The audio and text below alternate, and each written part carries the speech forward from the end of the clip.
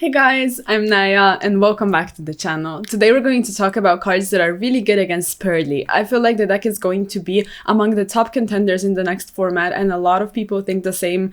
It is quite powerful and I'm really looking forward to what it does in the format, and I think it's, important and smart to talk about cards that are good to counter the deck so everybody can prepare for it, because if you're caught off guard and you don't really know when to disrupt it, what to do against which card, it is going to be quite a predicament for you. So today we're going to discuss those cards, and I'm also going to go over some of the cards that deal with the field once the Purrely field is already established, and also about some of the cards that might be good against the entirety of the meta, and because they are generic, you are going to be using them against Purrely if you're in game 1, but might not be as impactful. But we're still going to talk about where to use those cards, like Ash is one of them, for example, but it's not like the best card against the deck. So with all of this explanation out of the way, let's go ahead and get started. So we're going to talk about some cards that either remove the body from the field or flip them face down or something, but it's important to note that since the quick play spell cards can summon Purrely monsters from the deck and the regular Purrely isn't once per turn,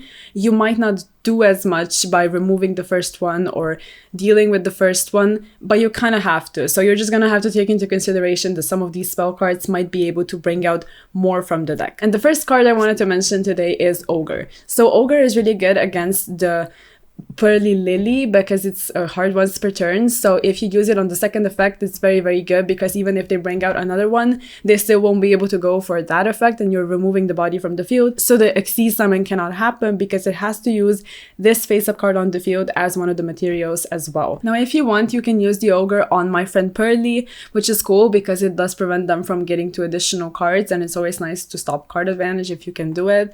But probably removing the body is also as good. So because I mentioned Ogre, there's also Gamma being able to negate the effect entirely and also destroy the body, so it's not on the field anymore, which is also cool because then you won't be able to go for like regular Xyz summons with the card. If it gets negated, it's also removed, which is nice. Jeweler is also really strong against the deck, but it's important to think about that if they use their cards in draw phase, just like Runic is doing right now, they can play around it to an extent, so it might not be as great, but it's still really important to keep that card in mind. Then it's Book of Moon and cards that flip opponent's monsters face down, whatever card that does that basically, but I wanted to mention Book of Moon specifically because it's like the most generic one and probably the best one. So if you flip it face down, it won't be able to be used as Xyz material, even if it's still like the monster, whatever, it just won't be able to be used. So the effect basically resolves without effect if it gets flipped face down. So that's important to note. And then how to also prevent the effect from resolving successfully would be by DD-crowing the target, because it needs to use that card's name basically as the reference for which Xyz to summon. So if the card is not already there, or still there I should say, it won't be able to reference that name, and therefore in the mirror match, Expertly Plump basically does almost the same thing, being able to remove the target because it can take it from the other graveyard as well. Like the first part of the effect is important here to attach a spell or trap card. Then we have a couple of cards that deal with the field, and the most importantly, you need to be dealing with the Expertly Noir, which is not that easy to deal with. While it has 5 or more Xyz materials, it is unaffected by opponent's activated effects. So how to deal with it would be with cards like Herald of the Abyss, and for example, Daruma Karma Cannon is another one, but it is a trap card. It's not as useful, of course. So Herald of the Abyss would be one we can focus on right now. It is not affecting the card. It makes the player perform the action, so it's good.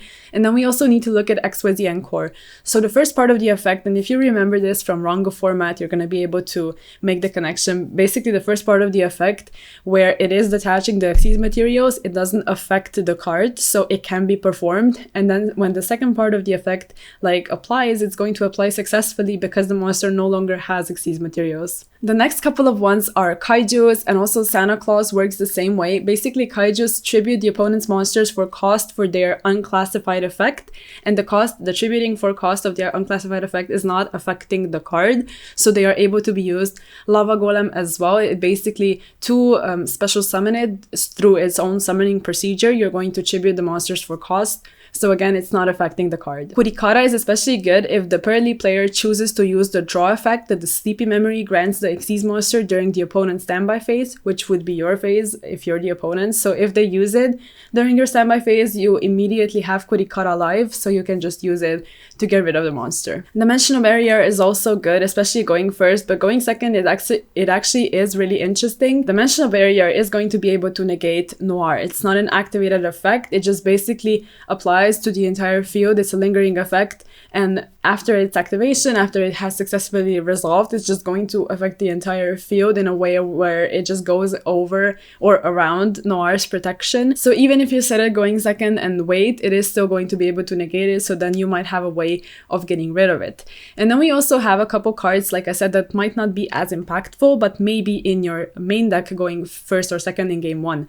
So you have Ash, which the quick play spell cards can be ashed because, like, similarly to Shadow Fusion, you don't know at the beginning what is going to happen at resolution. So since the effect still does include the effect of special summon from deck, it can be ashed, and you can also use Ash on Lily, on the My Friend Purrely's effect, on the regular Purrely's effect, whatever you may need to use it on, but like it's not as impactful as something else. And you also have Imperm and Veiler. Also, like, just throw the cards at like probably Lily or Imperm can be held if you really want to use it on a specific Xyz. Mind that Noir is going to be unaffected, but you can use those cards. But it's important to note that the field spell actually gives the Purrely monsters protection because they cannot be targeted by opponent's card effects the turn they are special summoned. So you can use it on a normal summon, but you can't use it on special summon. Then we also have Retaliating Sea, which really isn't great right now, but might be useful in the next format, because once they use a quick play spell to special summon, you can use Retaliating Sea,